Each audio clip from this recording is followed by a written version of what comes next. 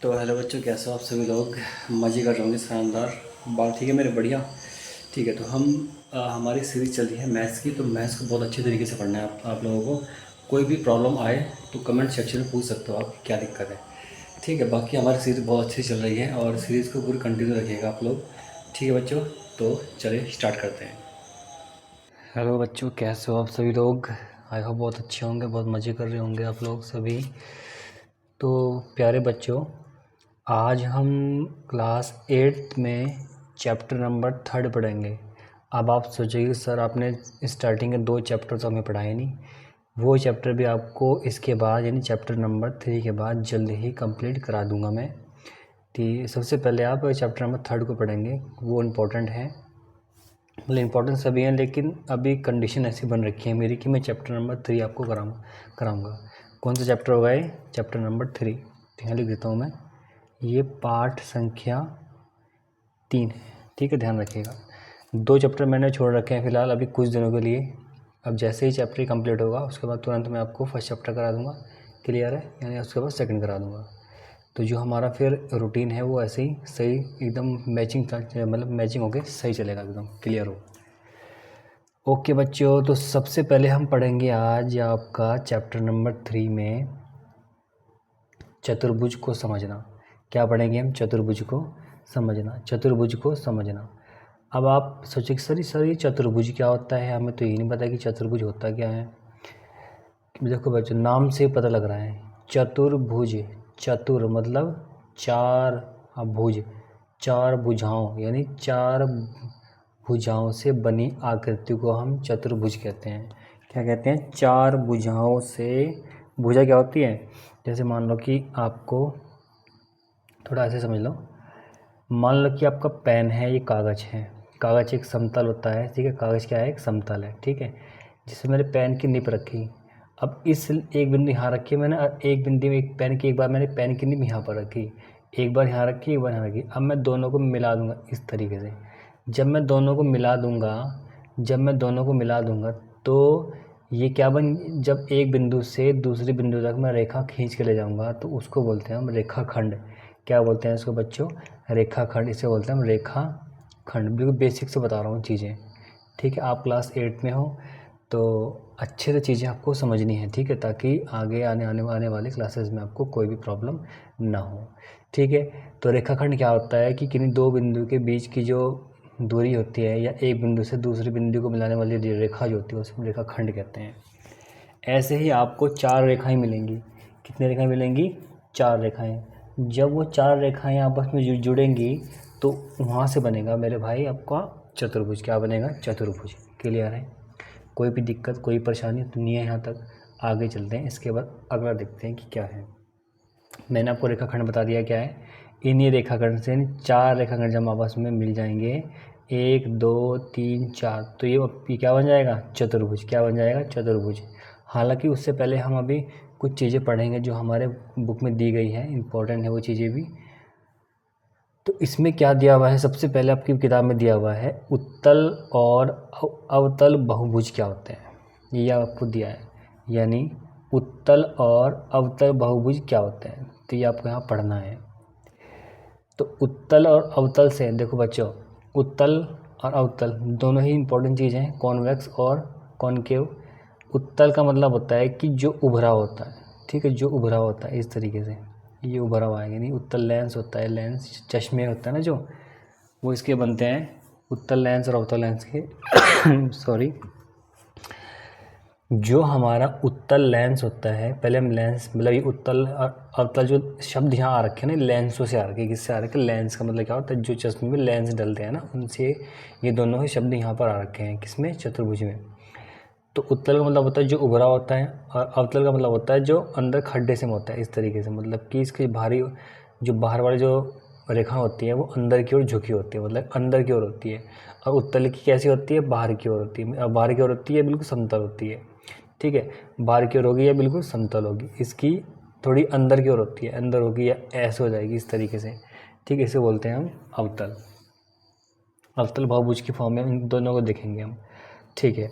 तो अब हम देखेंगे उत्तल बहुभुज और अवतल बहुभुज के एग्जाम्पल कुछ कि किसे किसे हम उत्तल बहुभुज बोल सकते हैं और किसे किसे हम अवतल बहुभुज बोल सकते हैं। ठीक है प्यारे बच्चों, तो आगे चलते हैं। इसके बाद पहला है हमारे पास आपका, अगर मैं देखूं कि ये बताओ, तो बिल्कुल ध्यान से बनाना है, ऐसे बनाए जैसे मैं बना रहा हूँ, इस तरीके से बनाना है आपको, कोई भी गलती नहीं होनी चाहिए।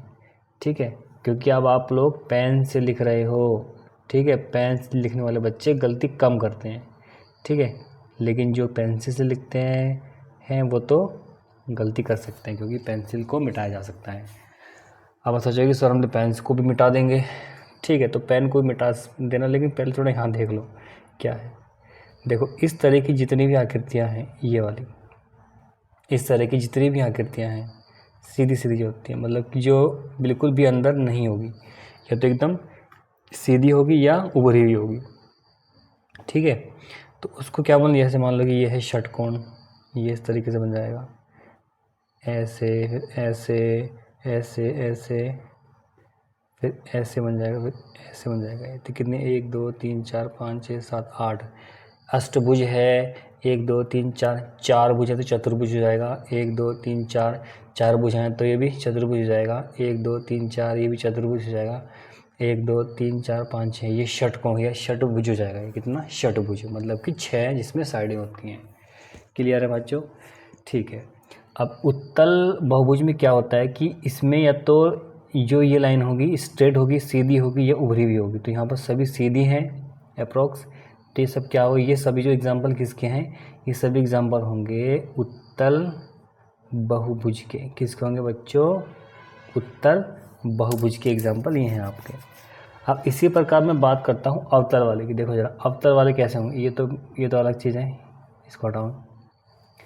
तो अवतल वाले के एग्जाम्पल क्या होंगे, जैसे मान लो कि मेरे पास कोई आकृति इस तरीके से दे रखी है, ऐसे और ऐसे दे रखी है, इस तरीके से अंदर की ओर है। देखो जरा, मैंने कहा था ना कि इस शेप में होगी अंदर की ओर, तो ये भी अंदर की ओर है। तो ये क्या हुआ, क्या होगा, ये अवतल बहुभुज। इस तरीके से कोई दे रखी है आपको साइड, जैसे मान लो इस तरीके से है ऐसे, ये तो कोई दिक्कत नहीं, सही है, लेकिन ये अंदर की ओर है, यहाँ पर ये भी अंदर की ओर है। तो जो अंदर की ओर होगी घुसी हुई, उसको बोलते हैं हम अवतल बहुभुज। सेम ऐसे हो जाएगा जैसे इस तरीके से दे रखी हो आपको, ऐसे ऐसे दे रखी हो, तो ये भी क्या होगी, अवतल बहुभुज। अगर आपको ऐसे दे रखी हो इस तरीके से, ऐसे और ऐसे, तो ये भी क्या होगी, ये भी आपकी अवतल बहुभुज हो जाएगी। इतनी सी बात मेरे ख्याल से आपको सभी बच्चों को क्लियर हो गई होगी। नाम ले देता हूँ यहाँ पर अवतल, साथ साथ कॉपी पेन लेके बैठो और साथ साथ नोट्स बनाते चलो, जो लिखा रहा हूँ कॉपी करते चलो। ठीक है, इसे बोलते हैं अवतल बहुभुज। किसी बच्चे को कोई दिक्कत परेशानी नहीं है, एग्जाम में बता रखा है इस शेप में होगा, ये इस शेप में होगा। ठीक है बच्चों, आगे चलते हैं। इसके बाद हम आगे देखते हैं कि हमें क्या पढ़ना है। अब इसके बाद हम पढ़ेंगे, अगला टॉपिक होगा आपका, जिसे बोलते हैं हम सम और विषम बहुभुज। क्या बोलते हैं इसको, सम और विषम बहुभुज। सम और विषम बहुभुज। क्लियर है? अब ये आपकी बुक में, मतलब जो मैं पढ़ा रहा हूँ सब कुछ आपकी किताब से ही है, कुछ भी बाहर से नहीं है। मतलब ये है कि मैं चीज़ों को बहुत ही आसान भाषा में और सिंपल वे में आपको सिखा रहा हूँ, ताकि आपको कोई भी प्रॉब्लम ना हो। अपनी क्लास में आप फर्स्ट आ जाओ अच्छे से, बिल्कुल अच्छी मार्क्स लेके आओ। ठीक है, ताकि आपको कोई भी आपको पीछे ना कर सके। हाँ जी सर, मुझे ये भी पता है, उत्तल बहुभुज, अवतल बहुभुज, सम विषम बहुभुज सब पता है मुझे। ऐसे बन जाओ बस आप, मैं ये चाहता हूँ। क्लियर है? ठीक है बच्चों, आगे चलते हैं। इसके बाद सम और विषम बहुभुज क्या होता है, देखो ज़रा सिंपल सी चीज़ है। सम का मतलब होता है, सम और विषम में क्या फ़र्क है।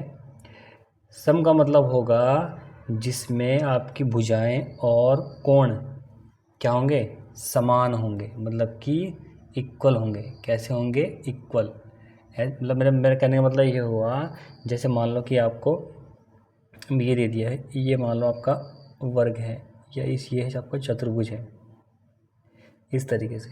अब ये वाला एंगल भी 90 डिग्री है, ये वाला एंगल भी 90 डिग्री है, ये वाला एंगल भी 90 डिग्री है, और ये वाला एंगल भी 90 डिग्री है। तो ये क्या होगा, ये एक तरह से हो जाएगा आपका क्या, सम बहुभुज। क्या हो जाएगा ये, सम बहुभुज। क्लियर है?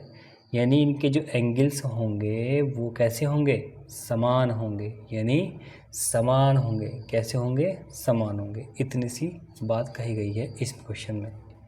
यहाँ तो कोई दिक्कत कोई परेशानी किसी भी बच्चे को नहीं चाहिए। सम बहुभुज मतलब कि जो इनकी भुजाएं हैं कैसी हैं? सम हैं। कैसी हैं? सम। जो भुजाएं नहीं है सम बहुभुज, भुज भुजाएं। भुज का मतलब क्या होता है? भुजाएं। बहु मतलब बहुत सारी। ठीक है, 1 2 3 जहाँ 4 हैं तो 4 भुजाएं। ठीक है, कैसी है? सम। सम मतलब इक्वल, बराबर, इस तरीके से। ठीक है, ये इसके बराबर होगी, ये इसके बराबर होगी, ये इसके बराबर होगी। जिसकी चारों भुजाएं बराबर होती हैं उसको क्या बोलते हैं? वर्ग बोल सकते हैं इसको हम। क्लियर है? क्या बोलते हैं उसको? वर्ग।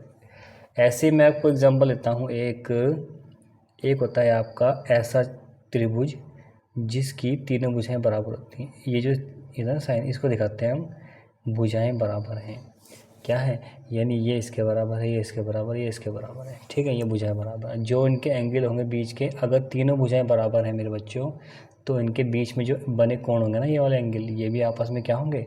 बराबर होंगे। ऐसा नहीं कि एक अलग होगा एक अलग होगा। क्या होंगे? कैसे होंगे? बराबर होंगे। कोई दिक्कत यहाँ तक कोई परेशानी नहीं है मेरे ख्याल से किसी बच्चे को। इसके बाद हमने आपको चतुर्भुज हमने आयत वाला पढ़ लिया है जिसकी चारों भुजाएं बराबर हैं, ऐसा हमने चतुर्भुज पढ़ लिया है। और इनके बीच का जो एंगल है 90 डिग्री है। अगर मैं टोटल एंगल की बात करता हूँ तो कितना हो जाएगा? 360 डिग्री हो जाएगा मेरे प्यारे बच्चों। ऐसे ही मैंने यहाँ पर एक त्रिभुज आपको बना के बताया है जिसकी तीनों भुजाएं बराबर हैं। जिस त्रिभुज की तीनों भुजाएं बराबर होती हैं उन रेखाओं या रेखाखंडों के बीच में जो बड़ा कोण होता है, इसका इन दोनों रेखाओं का ये बनेगा, इन दोनों के बीच ये बनेगा, इन दोनों के बीच ये बनेगा। हमेशा 60 डिग्री होता है। कितना होता है? 60 डिग्री। अब सर आप ये बताओगे 60 डिग्री कैसे होता है? आपको कैसे पता चला कि 60 डिग्री? सर यहाँ से 70 भी तो हो सकता है, 75 भी हो सकता है, सर 90 भी हो सकता है। आपने 60 क्यों बोला?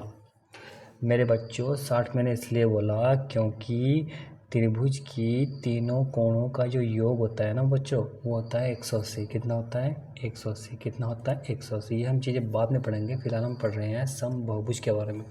तो फिलहाल बेसिक चीज़ जान लो, ये अंदर के बातें हैं, मैं बाद में पढ़ाऊँगा आपको। ठीक है, इसकी टेंशन मत लो बिल्कुल भी आप। अब ऐसे ही एक है आपके पास आकृति मिल जाएगी आपको इस शेप में, यानी जो लाइन है भुजाओं की वो कैसी हैं? बराबर हैं। यानी ये इसके बराबर है, ये इसके बराबर है, ये इसके बराबर, ये इसके बराबर, ये इसके बराबर। यानी 1 2 3 4 5 6 भुजाएं हैं। 6 की 6 क्या है? आपस में बराबर हैं। और इनके बीच जो बड़े कोण होंगे ना बच्चों, ये जो कोण होंगे, ये वाले ये वाले ये वाले ये वाले ये वाले जो कोण होंगे ना बच्चों, ये भी क्या होंगे? बराबर होंगे। क्या होंगे? बराबर होंगे। तभी तो बोलेंगे इनको समबाहुभुज। जब भुजाएं समान हैं इनकी तो उनके बीच में बने जो कोण होंगे वो भी तो समान होंगे। सिंपल से बात, जैसे मान लो यहाँ पर क्या है? यहाँ पर हमारे पास त्रिभुज है, इनके बीच में जो बने कोण हैं वो क्या है? आपस में बराबर हैं। ऐसे यहाँ पर बराबर हैं, सब 90 90 हैं, यहाँ 60 60 हैं। अब ऐसे ही यहाँ पर जितने भी कोण बने होंगे सारे क्या होंगे? बराबर होंगे आपस में, क्योंकि उनकी जो भुजाएं हैं वो बराबर हैं बच्चों। कैसी हैं? बराबर हैं, यानी सम है। सम है इसलिए बराबर बोलता हूँ मैं इनको। ठीक है, आप लोग भी ऐसे बोलोगे। इसी प्रकार एक चीज़ मैं और यहाँ पर आपको लेके चलूँगा। मान लो कि कोई इस शेप में है आपके पास, इस शेप में एक स्ट्रक्चर में और बनाऊँगा यहाँ से। ऐसे बनेगा, थोड़ा सीधा सीधा बनना चाहिए था यार, ये इस तरीके से, और यहाँ से ये ऐसे और ये ऐसे। ठीक है, ये भी क्या होगा? ये भी बराबर होंगे आपस में, ये भी बराबर होंगी भुजाएं। जब चारों भुजाएं बराबर हैं तो ये वाले जो बीच के कोण हैं ये भी आपस में क्या होंगे? बराबर होंगे। ठीक है, तो इस तरीके से हम तो बोल सकते हैं कि ये क्या है? आपकी सम बहुभुज के उदाहरण है। ये क्या होंगे? सभी सम बहुभुज हैं। क्लियर है? अब हम बात करेंगे मेरे बच्चों किसकी? विषम बहुभुज के बारे में। किसके बारे में? विषम बहुभुज के बारे में। देखो जरा कैसे है, क्या होता है विषम बहुभुज के बारे में थोड़ा जान लेते हैं। देखो, सबसे पहले मैं बात करूंगा एक ऐसा चतुर्भुज इस टाइप में। सबसे पहले मैं आपको इसकी बात करूंगा, इसकी बातें। क्लियर है? देखो जरा, अब आप बोलोगे सर इसमें तो 2 भुजाएं बराबर हैं। 2 भुजाएं बराबर नहीं हैं इनके, यानी आमने सामने की सर भुजाएं बराबर हैं, लेकिन इनके जो एंगल हैं सर ये क्या हैं? बिल्कुल बराबर हैं, क्योंकि ये 90 डिग्री पे काट रहे हैं इनको, कितने एंगल पे काट रहे हैं, 90 डिग्री पे काट रहे हैं। तो क्या सर ये भी सम होगा, क्योंकि इनके क्या है, जो इनके कोण हैं वो कितने हैं, 90 डिग्री के हैं। तो क्या सर ये भी सम बहुभुज होगा?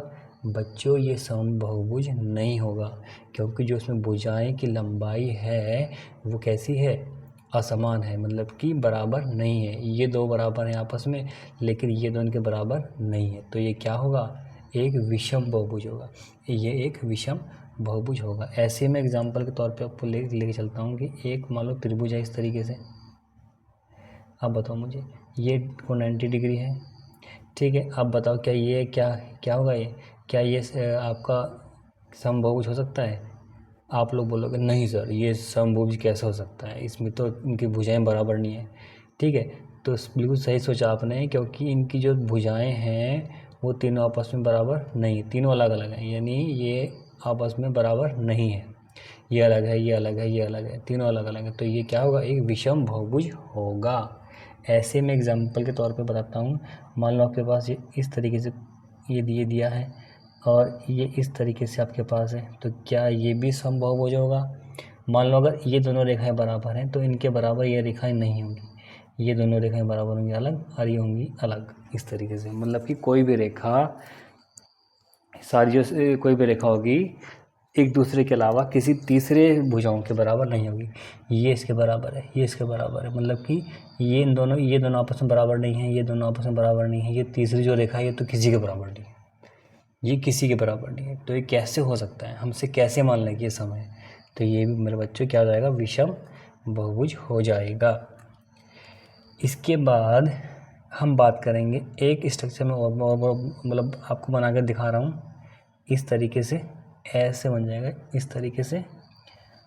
अब आप देखो कि सर इसमें ये वाली लाइन तो इसके बराबर है, ये वाली लाइन तो इसके बराबर है, और ये वाली लाइन ये यानी 1 2 3 4, ये 4 लाइन तो इसके बराबर आ रही हैं, आपस में बराबर हैं। बट ये लाइन जो बड़ी लाइन है वो आपस में बराबर नहीं है, वो आपस में बराबर नहीं है। तो इसलिए जब 4 रेखाएं तो बराबर हैं, जो 5वीं 6ठी रेखाएं हैं वो बराबर नहीं हैं, लेकिन यहाँ पर तो सारी रेखाएं बराबर थी, तो इसलिए संभव बहुभुज था।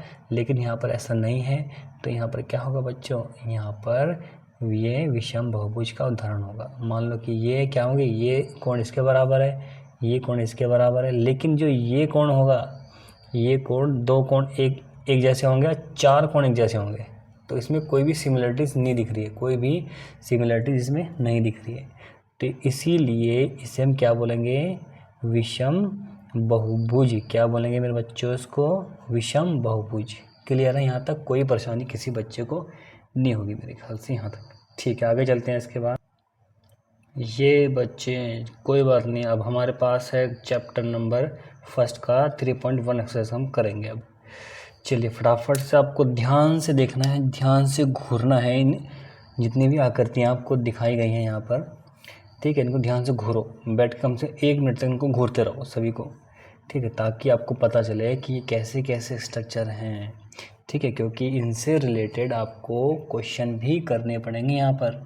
ठीक है बच्चों, आपके पास फर्स्ट क्वेश्चन है साधारण वक्र का क्वेश्चन है आपके पास, ठीक है। तो आकृतियाँ मैंने बना दी हैं आकृतियाँ, बस मुझे इनके नाम डालने हैं। तो ये है फर्स्ट आकृति, सेकंड आकृति, ये है आपकी थर्ड आकृति, फोर्थ आकृति, 5 6 7 एंड देन लास्ट 8। इस तरीके से आपको 8 आकृतियाँ दिख रही हैं। देखो जरा ध्यान से उसको एकदम क्या करोगे, घूर के देखो उनकी कि इस आकृतियाँ कैसे यहाँ पर बनाई गई हैं। अब मुझे आपको पहला क्वेश्चन पूछना है कि साधारण वक्र क्या है, मतलब किस तरीके से हम ये बताएंगे कि साधारण वक्र कौन कौन सा है। इसमें से साधारण वक्र की जो आकृतियाँ होंगी वो कौन कौन सी होंगी, साधारण वक्र की आकृतियाँ कौन कौन सी होंगी इसमें। क्लियर है बच्चों, कोई परेशानी नहीं है? ठीक है। साधारण वक्र का जो होता है, जो सिंपल तरीके से बना होता है, मतलब कि जो सिंपल वक्र होता है, सिंपल, ज़्यादा तोड़ मड़ोड़ जिसमें ना हो उसे बोलते हैं हम साधारण वक्र।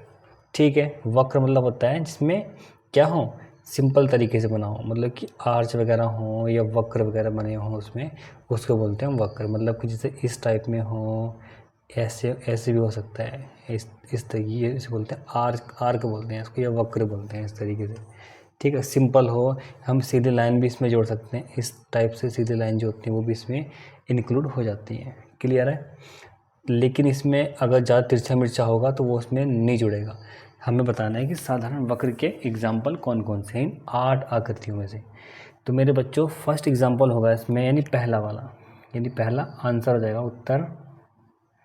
उत्तर हो जाएगा सर। एक तो हो जाएगा फर्स्ट वाला। क्यों होगा फर्स्ट वाला? क्योंकि ये एकदम साधारण वक्र, यहाँ पे सिंपल रेखा सिंपल रेखा सिंपल, ये सिंपल सिंपल, ये एकदम क्या है, साधारण वक्र है। क्लियर है? इसके बाद इसमें सिंपल हो जाएगा एक, ये वाला भी सिंपल है, सिंपल सिंपल सिंपल सिंपल। ठीक है, 2 आएगी उसके बाद। इसमें ये नहीं होगा, ये क्या है, पूरा वृत्त है। कैसा है? ये वृत्त है, वक्र नहीं है, ये वृत्त है, यानी गोला है, गोल है, सर्कल है। ठीक है, तो इसलिए ये नहीं होगा, ये भी नहीं होगा पूरा। ये अपने आप में क्या है, अपने आप में कैसा हो रखा है, ट्रायंगल है, मतलब सिंपल नहीं है, अपने आप में कैसे उलझा हुआ सा है एक तरीके से। हमें इस तरीके से याद रखना है इसको कि उलझा सा क्या है, एक ट्रायंगल टाइप में बना हुआ है। ये सिंपल है हमारे पास, यानी कैसा है ये भी सिंपल है। फिफ्थ वाला कैसा है, बिल्कुल सिंपल है। ये भी क्या है, आपस में सिंपल है, यानी ये भी साधारण वक्र का एग्जाम्पल है, एग्जाम्पल नंबर 6। क्लियर है? इसी प्रकार हमारे पास ये भी एक सिंपल रेखा, ये क्या है, वक्र टाइप में। पूरा अगर पूरा वृत्त होता ना तो ये आंसर ना होता। ठीक है, लेकिन आपके पास कितना है, ये हाफ है या कितना है, 3/4 है, 3/4 है, तो एक वक्र टाइप में होगा ये भी। तो आपके पास एग्जाम्पल नंबर 7 यानी 7th भी हो जाएगा। ये नहीं होगा कि इसमें पूरा वृत्त बना हुआ है, ऊपर नीचे क्या है, वृत्त है। तो ये बाकी ये 3 स्टेप नहीं होंगे इसमें, जो कि साधारण वक्र नहीं है। क्लियर है? यहाँ तक कोई भी दिक्कत नहीं है किसी बच्चे को। अगला क्वेश्चन दिया है आपके पास कि साधारण बंद वक्र, लेकिन होना चाहिए वक्र, अब भी बंद हो लेकिन वक्र होना चाहिए। ऐसा नहीं कि हम यहाँ पर वृत्त को ले लेंगे, ऐसा कुछ नहीं होगा, यानी गोला गोला कुछ लेना है, लेना वक्र ही है। ठीक है, ध्यान देना, इसको लेना हमें वक्र है। ऐसा नहीं कि हम क्या ले लेंगे, क्या ले लेंगे हम, जो बंद आकृति बिल्कुल नहीं जाएगी यहाँ पर भी सेम वही। ठीक है, जो बंद आकृति होगी वो नहीं ली जाएगी।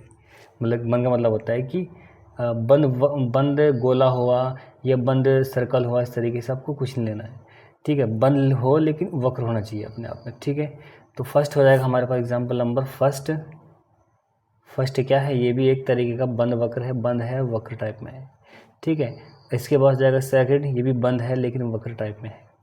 ठीक है, ये नहीं होगा, ये वक्र नहीं है, बंद तो है लेकिन वक्र नहीं है।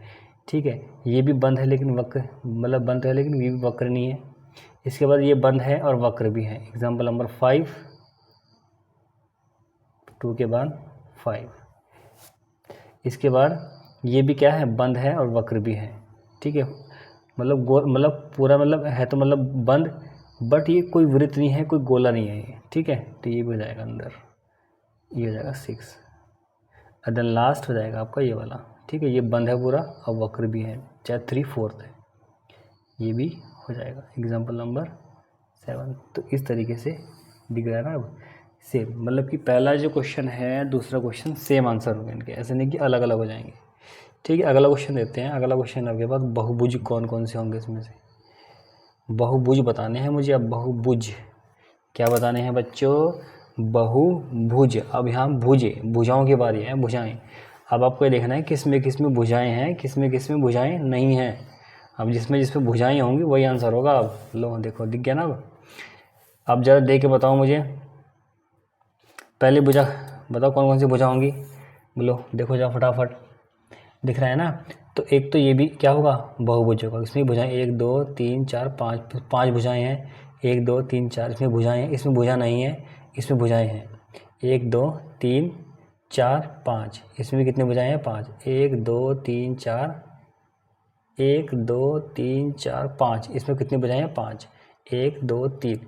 बाकी इसमें भुजा कोई नहीं है, इसमें भी आपकी क्या है, बहुभुज ये तो भुजाएं हैं, बट ये जो पीछे है ये गोल आकृति, यानी जो ये आपका कितना 3/4 जो ये सर्कल है, एक तरीके से वृत्त है, इसकी वजह से क्या होगा, बहुभुज नहीं होगा।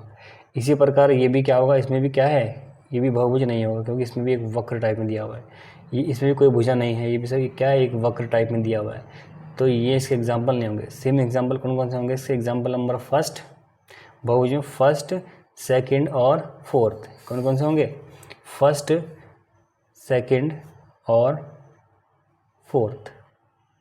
लो बच्चों, क्लियर है, इतना समझ में आएगा। फर्स्ट, सेकंड और फोर्थ, यानी फर्स्ट, सेकंड और फोर्थ, इनमें क्या है, भुजाएं हैं, क्या है, बहुत सारी, मतलब बहुभुजाएं हैं।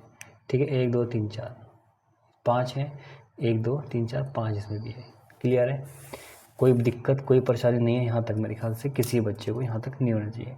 अब हम बात करेंगे अगला, सी के बाद डी, उत्तल बहुभुज के बारे में। किसके बारे में, उत्तल बहुभुज के बारे में, उत्तल बहुभुज के बारे में। ठीक है, तो उत्तल का मतलब क्या होगा, कोई भी आकृति, मतलब कि एक तो बहुभुज होना चाहिए, देखो बहुभुज होना चाहिए, और अवतल नहीं होना चाहिए, उत्तल होना चाहिए बस, यहाँ मतलब कि ऐसा अवतल ना हो, अंदर की ओर झुकावा नहीं होना चाहिए, बस कैसा होना चाहिए, बहुभुज। तो मैंने यहाँ पर, हमारे पास 3 बहुभुज हैं पूरे स्ट्रक्चर में, जो मैंने बताया था अभी आपको, 1 2 3, 1 2 3। तो इन तीनों में से 1 2 3, इन तीनों में से आपको एक तो ये कैसा है, अवतल, जो अंदर की ओर जा रखा है उसे क्या बोलते हैं, अवतल। एक ये भी अंदर की ओर है, ये अंदर, देखो अंदर, ये भी अंदर, ये भी अंदर, ये भी अंदर, ये भी अंदर, फिर ये भी अंदर। तो इसमें मात्र एक ऐसा उत्तल बहुपद है जो कि एग्जाम्पल नंबर 2 में दिखाया गया है। तो मैं इसको यहाँ पर लिख भी सकता हूँ, इस तरीके से दिखा भी सकता हूँ, क्योंकि एक है, इसको तो दिखा दूंगा मैं। ठीक है, ये क्या होगा, एग्जाम्पल नंबर 2, ये क्या होगा, एक उत्तल बहुपद, मतलब उत्तल बहुभुज होगा, मतलब क्लियर है। अब हम लास्ट एक क्वेश्चन और है, इसमें हम बात करेंगे इसके बारे में, यानी अवतल बहुभुज क्या होगा, अवतल बहुभुज।